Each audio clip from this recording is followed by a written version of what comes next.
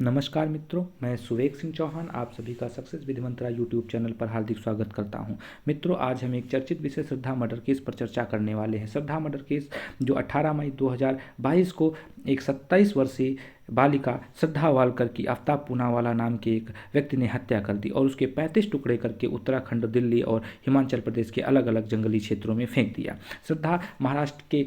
पालघर की रहने वाली थी और वह लिव इन रिलेशनशिप में दिल्ली के एक फ्लैट में आफ्ताब पूनावाला के साथ रह रही थी। उसके पेरेंट्स जो थे श्रद्धा पूनावालकर के, वह इस रिलेशनशिप से खुश नहीं थे। 18 मई से पहले और 18 मई को ही भी श्रद्धा वालकर ने कई आफ्ताब पूनावाला पर शादी करने के लिए प्रेशर दिया, दबाव बनाया। इसके प्रभाव में आकर के उसने श्रद्धा वालकर की हत्या कर दी और उसने लाश को ठिकाने लगाने के लिए जो डेक्स्टर सीरीज है, अमेरिकी एक टीवी शो था जो 2006 से लेकर 2013 तक प्रसारित हुआ था, उससे उसने लाश ठिकाने लगाने का तरीका सीखा और उस लाश को 35 छोटे छोटे टुकड़ों में काट करके वह अलग अलग जंगलों में ठिकाने लगा रहा था। मित्रों, इस प्रकार के जो घृणित अपराध होते हैं, अगर हम मनोवैज्ञानिक और निदेशक दिल्ली स्थित मैक्स हॉस्पिटल जो mental health and behavioural sciences के निदेशक और मनोवैज्ञानिक डॉक्टर समीर मल्होत्रा व डॉक्टर पूजा सिंह की बात माने, उनके अनुसार समझें तो जो अनियंत्रित क्रोध आना, दूसरों को पीड़ा देकर किसी को सुकून मिलता है, या जब रिश्तों में एक दूसरे के लिए सम्मान नहीं होता है और एक स्पाउस दूसरे से कुछ बातें अपनी छिपाता है, प्राइवेसी मेंटेन करता है, और जहाँ एक दूसरे पर नियंत्रण किया जाता है रिलेशनशिप में, या व्यवहार में बहुत अधिक अनियमितता होती है, या जो दूसरे की संवेदना को जहाँ नहीं समझा जाता है, और या यूँ कहें कि रिश्ता केवल एक व्यक्ति की ज़रूरतों के हिसाब से चल रहा होता है, तो वहाँ पर ऐसे घृणित अपराध होने की संभावनाएं बढ़ जाती हैं। मित्रों, अगर हम इस केस की विस्तृत टाइमलाइन पर चर्चा करें तो 2014 में जो श्रद्धा थी उसने अपना सेपरेट होकर के और सेपरेट काम करना प्रारंभ कर दिया। 2019 में एक डेटिंग साइट पर, बबल्स नाम की डेटिंग साइट पर उसकी मुलाकात आफ्ताब पूनावाला से होती है और जहां उनकी नज़दीकियां बढ़ती हैं चैट करते करते, और इसके बाद वो लिव इन रिलेशनशिप में पेरेंट्स की मर्जी के बिना रहना प्रारंभ करते हैं। जनवरी 2022 में वालकर, जो श्रद्धा वालकर है, उनकी माता का देहांत हो जाता है, उनकी माता एक्सपायर कर जाती हैं, और इसके बाद वो अपने पिता को कई बार फ़ोन करके एट्रोसिटीज़ जो पूनावाला के द्वारा आफ्ताब पूनावाला जो टॉर्चर करता है उसको लेकर वो कंप्लेंट करती हैं, लेकिन उसके पिता कुछ नहीं करते हैं। इसके अलावा फिर बाद में वो मार्च 2022 में वो साउथ दिल्ली में शिफ्ट हो जाते हैं, और इस दौरान जो उसका पिता होता है श्रद्धा पूनावाला का, वो श्रद्धा के एक बचपन के मित्र के जरिए श्रद्धा का हालचाल लिया करता है। होता क्या है कि सितंबर में जो श्रद्धा का मित्र है, बचपन का मित्र है, वो उसके भाई को फ़ोन करके बताता है कि श्रद्धा लगभग 2-3 महीने से श्रद्धा दिखाई नहीं पड़ रही है, और इस दौरान उनके पिता भी श्रद्धा से कांटेक्ट करना चाहते हैं, लेकिन उनका भी कांटेक्ट श्रद्धा से नहीं हो पाता है। इसके चलते 6 अक्टूबर 2022 को उनके पिता वसई थाने में एक एप्लीकेशन देते हैं डीसीपी को, और अपनी पुत्री को खोजने के लिए एप्लीकेशन रिक्वेस्ट करते हैं। इस दौरान होता क्या है कि जो उसके सोशल मीडिया अकाउंट्स होते हैं और जो बैंक अकाउंट्स होते हैं वो एक्टिव होते हैं, जबकि उसकी जो लास्ट लोकेशन थी वो छतरपुर पहाड़ी से ट्रेस होती है। 3 नवंबर को जो वसई पुलिस होती है वो क्वेश्चनिंग के लिए आफ्ताब पूनावाला को बुलाती है, तो वहाँ आफ्ताब पूनावाला कहता है कि उससे और श्रद्धा से लड़ाई हुई थी, झगड़ा हुआ था, और इसके चलते मई में ही वो घर छोड़कर चली गई थी। 8 नवंबर को जो मणिकपुर पुलिस है उसने दिल्ली पुलिस को श्रद्धा के मिसिंग होने की खबर पहुंचाई, और इसके बाद वो केस दर्ज होता है। तो मित्रों, ये थी केस से रिलेटेड कुछ महत्वपूर्ण बातें। अब हम समझते हैं जो लिव इन रिलेशनशिप या जो नार्को एनालिसिस टेस्ट है या पुलिस रिमांड शब्द का प्रयोग इसमें आ रहा है अभी, इसको हम समझते हैं क्या होता है। तो लिव इन रिलेशनशिप के विषय में अगर बात करें तो Badri Prasad versus deputy director consolidation 1978 के केस में ही ऑनरेबल सुप्रीम कोर्ट ने कहा था, लिव इन रिलेशनशिप को परिभाषित करते हुए कहा था कि जब 2 वयस्क व्यक्ति अपनी सहमति से बिना विवाह किए हुए वैवाहिक और पारिवारिक जीवन जीने के लिए एक साथ आते हैं या एक साथ रहने लगते हैं, तो इसे लिव इन रिलेशनशिप कहा जाता है। और भारत में सबसे पहले इसी केस में लिव इन रिलेशनशिप को वैध माना गया था। लेकिन कंडीशन यही है कि दोनों वयस्क होने चाहिए और दोनों में पारस्परिक सहमति होनी चाहिए और दोनों वैवाहिक और पारिवारिक जीवन जीने के लिए एक साथ रह रहे हों। जब यह सारे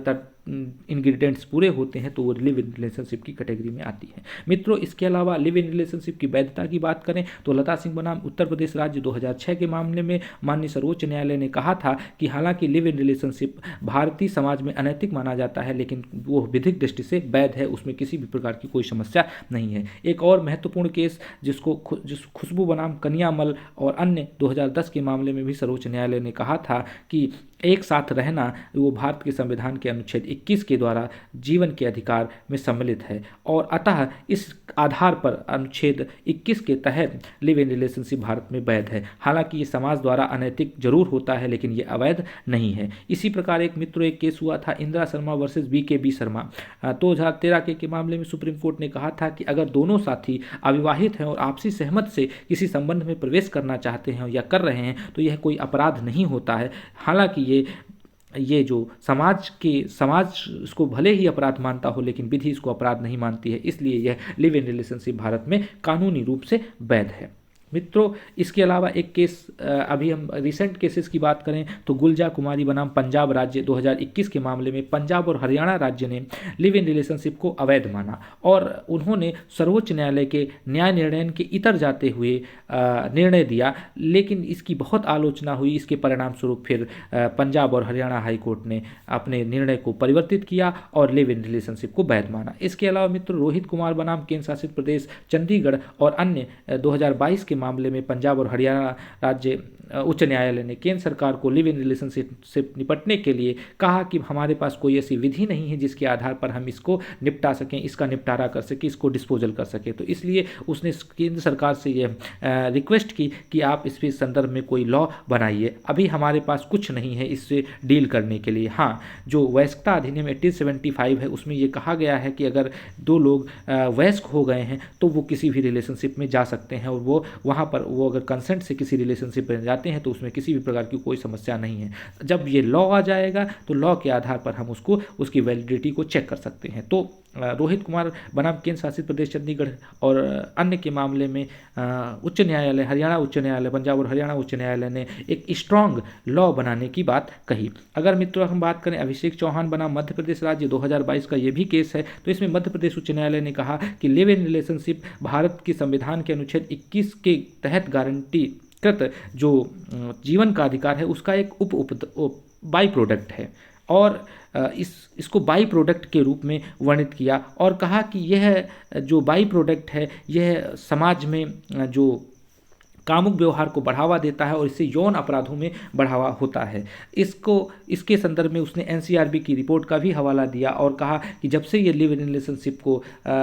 की बहुतायत मात्रा में लिव इन रिलेशनशिप अस्तित्व में आए हैं उस तब से जो अपराध हैं वो अपराधों की संख्या में वृद्धि हुई है। अतः हमें इसको रोकने की आवश्यकता है और इसके लिए कोई एक स्ट्रॉन्ग लेजिस्लेशन या लॉ की आवश्यकता है। मित्रों, अगर हम बात करें कि लिव इन रिलेशनशिप में क्या गुजारा भत्ता दिया जा सकता है, क्या मेंटेनेंस दिया जा सकता है, तो माली मत समिति ने 2009 में अपनी रिपोर्ट प्रस्तुत की और उस रिपोर्ट में कहा कि दंड प्रक्रिया संहिता की धारा 125 में जो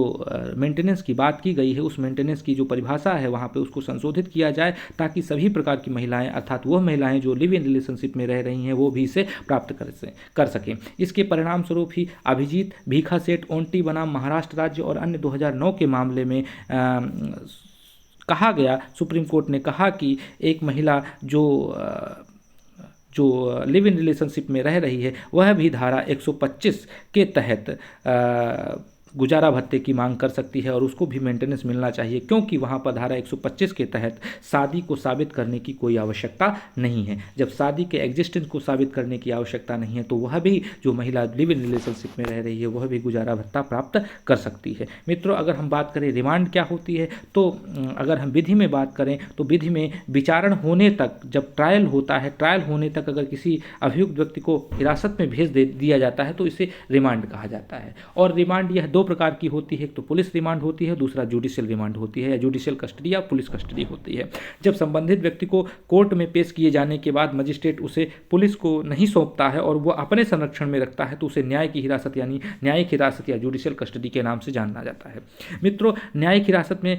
जो व्यक्ति भेजा जाता है उसके संरक्षण की जिम्मेदारी, उसकी प्रोटेक्शन की जिम्मेदारी विशेष रूप से उस मजिस्ट्रेट की होती है। और जो सीआरपीसी की धारा 167 के सब सेक्शन 2 की बात करें तो यह अधिकतम 90 दिन की हो सकती है, और जबकि सामान्य मामलों में जो नॉन ग्रीवियस प्रवृत्ति के मामले हैं उसमें 60 दिन की हो सकती है। मित्रों, अगर हम पुलिस रिमांड की बात करें तो यदि कोई मजिस्ट्रेट को लगता है कि केस बहुत ही गंभीर प्रकृति का है और पुलिस रिक्वेस्ट करती है अपने रिमांड के लिए और पुलिस की रिक्वेस्ट से वो संतुष्ट होता है तो पुलिस को आरोपी से पूछताछ करने के लिए मजिस्ट्रेट या जो न्यायालय है वो उसको 1-2 दिन या मैक्सिमम 15 दिन के लिए उसकी हिरासत में भेज देते हैं, जिसे पुलिस रिमांड या पुलिस कस्टडी के नाम से जाना जाता है। मित्रों, अगर हम बात करें इस केस में नार्को एनालिसिस टेस्ट की बात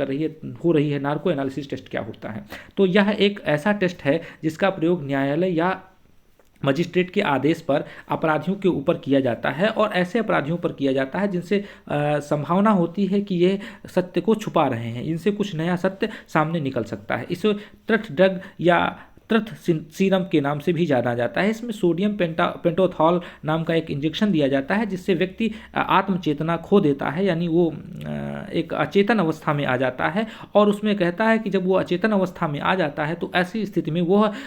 कुछ भी जो फैब्रिकेट करके बोलने की स्थिति में नहीं होता है, अर्थात वो कृत्रिम निद्रावस्था में प्रवेश कर जाता है और इसमें वो झूठ नहीं बोल पाता है। उसमें जो भी एक्चुअल होगा वो इमोशनली वो सब सही सही बोल देता है। मित्रों, अगर हम नार्को एनालिसिस टेस्ट की बात करें तो नार्को एनालिसिस टेस्ट की संवैधानिकता को लेकर कई बार प्रश्न खड़े किए गए हैं। और इसके अलावा जो राइट टू प्राइवेसी है, जो आर्टिकल 21 के तहत प्राइवेसी का कॉन्सेप्ट है, इससे अगर किसी को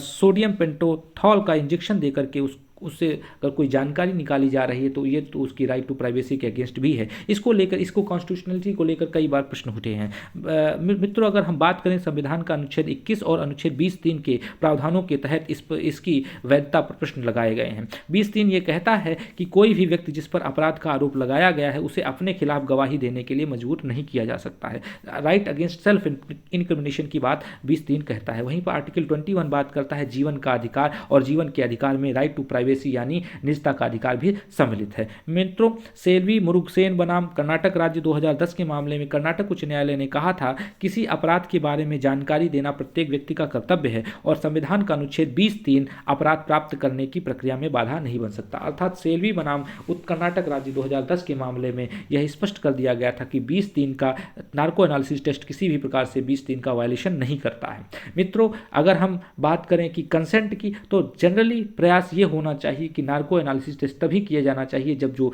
आरोपी व्यक्ति है, जब अभियुक्त व्यक्ति है वो कंसेंट दे रहा हो। बिना कंसेंट की उसकी जो नार्को एनालिसिस टेस्ट है वो बहुत ही विपरीत और बहुत ही रेयर परिस्थितियों में किया जाना चाहिए, जब ऐसा करने की अत्यंत या बहुत ही ज़्यादा नीड हो। मित्रों,